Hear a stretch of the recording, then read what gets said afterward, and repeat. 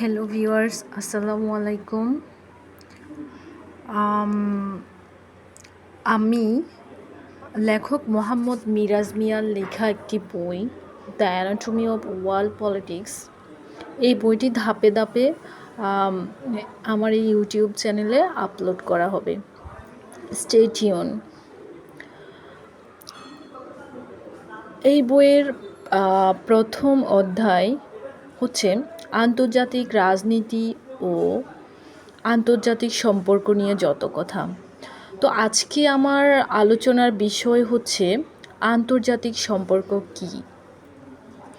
আন্তর্জাতিক সম্পর্ক বলতে মূলত রাষ্ট্রগুলোর আচরণ, দুটি রাষ্ট্রের মধ্যে কূটনৈতিক সম্পর্ক, আন্তর্জাতিক বাণিজ্য ও অরাষ্ট্রীয় কর্মক ও সংস্থাগুলোর সাথে রাষ্ট্রের সম্পর্ক ইত্যাদি বিষয়গুলো ব্যাখ্যা করাকে বোঝায়।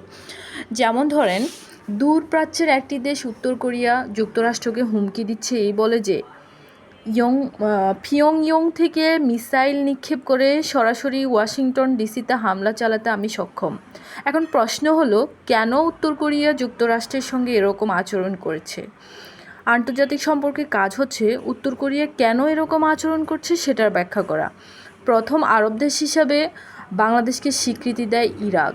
অন্যদিকে বাংলাদেশের মুক্তিযুদ্ধে আমেরিকা প্রত্যক্ষভাবে বিরোধিতা করে, কিন্তু প্রথম উপসাগরীয় যুদ্ধে আমেরিকার হয়ে ইরাকের বিরুদ্ধে যুদ্ধ করেছিল বাংলাদেশ। এখন প্রশ্ন হচ্ছে, বাংলাদেশ আমেরিকার হয়ে ইরাকের বিরুদ্ধে যুদ্ধ করেছিল কেন? একইভাবে মুক্তিযুদ্ধের সময় ভারতের পর যে দেশটি বাংলাদেশকে সবচেয়ে বেশি সহযোগিতা করে সেটি হচ্ছে সোভিয়েত ইউনিয়ন। কিন্তু বাংলাদেশের স্বাধীনতার 1 দশক পার না হতেই বাংলাদেশ থেকে সোভিয়েত রাষ্ট্রদূতকে বহিষ্কার করা হয়েছিল। বাংলাদেশের এরকম আচরণ করার পিছনে কারণ কি?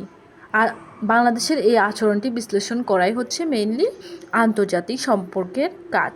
I hope all are understand this topic. Goodbye.